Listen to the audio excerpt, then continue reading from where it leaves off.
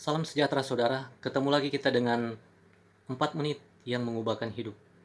Saudara, di awal 2021 ini, awal Januari ini kita banyak mendengar tentang peristiwa-peristiwa yang terjadi, waktu kurang lebih seminggu yang lalu kecelakaan pesawat, kemudian gempa bumi yang terjadi di Majene, banjir di Palangkaraya, longsor di Sumedang, dan ada semburan gunung berapi, dan kita melihat banyak hal yang terjadi ya.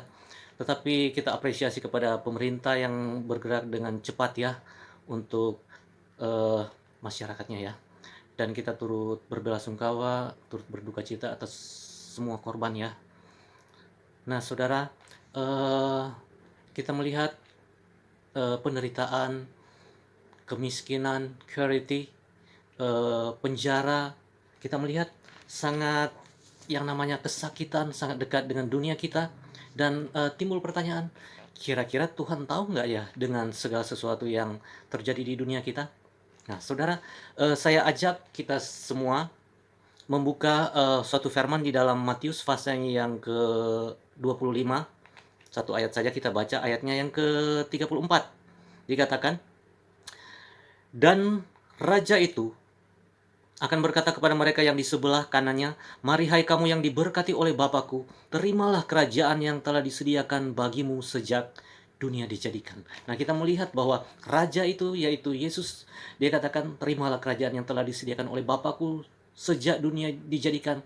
Sebab ketika aku lapar, kamu memberi aku makanan, ketika aku haus, kamu memberi aku minuman, ketika aku telanjang, kamu memberi aku pakaian, ketika aku dalam penjara, kamu melawat aku." Nah, saudara, kita melihat bahwa eh, orang-orang ini mendapat bagian ya, orang-orang percaya, orang-orang benar ya, mendapat bagian di dalam kerajaan Tuhan. Di dalam pasal ini berbicara tentang penghakiman terakhir, pasal 25 Matius, bahwa ketika Tuhan datang beserta malaikat-malaikatnya, bahwa segala bangsa dikumpulkan seperti seorang gembala memisahkan kambing dan domba, orang benar dan orang jahat. Dan kita melihat setiap orang akan mempertanggungjawabkan segala perbuatannya di hadapan Tuhan.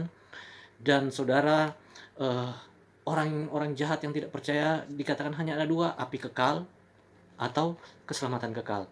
Nah, saudara, eh, pernah saudara saya selesai khotbah ya di suatu LP, lembaga pemasyarakatan, ada seorang anak muda kurang lebih umurnya 18 tahun, dia katakan, "Om, saya nomor 2 di blok itu." Saya katakan, "Nomor 2 apanya?" Kata dia, "Hukuman saya nomor 2." Nah, ternyata dia mendapat hukuman seumur hidup ya, kurang lebih 18 tahun karena kasusnya pasalnya berlapis-lapis. Pernah juga saya di suatu LP yang lain, saya pernah ketemu juga dengan seorang ibu yang saya kenal yang karena ibadah bersama-sama di suatu gereja.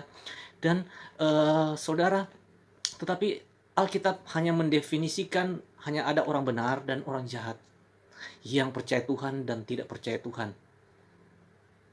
Nah, kita melihat saudara, Rasul Paulus pernah berkata juga, "Aku tahu yang namanya penderitaan, aku tahu yang namanya kemiskinan, aku tahu apa itu kelimpahan." Kemudian suatu saat juga dikatakan bahwa ada 3 jalan utama: iman, pengharapan, dan kasih. Dan yang terbesar adalah kasih. Dan yang Tuhan Yesus katakan di dalam pasal 25 ini bukan hanya sekedar iman saja, tetapi suatu kasih, suatu kesalehan yang ditunjukkan. Apa yang kita lakukan untuk saudara yang paling hina. Tuhan Yesus katakan bahwa engkau telah melakukannya untuk aku. Nah, jadi saudara, ada upah yang menanti bagi setiap kita yang memiliki kasih. Sangat luar biasa ya saudara, ternyata bahwa Tuhan peduli kepada kita, bahwa ternyata Tuhan sudah mengetahui hal-hal yang akan terjadi di dunia kita. Nah, saya mengajak saudara biar kita tetap memiliki kasih dalam hidup ini. Tujuan kehidupan kita bukan untuk mengejar popularitas saja, tetapi tujuan kita adalah mengejar kebenaran, mengejar kehidupan yang kekal, mengejar hal-hal yang kekal, mengejar kehidupan bersama Tuhan sampai selamanya. Sampai ketemu lagi saudara.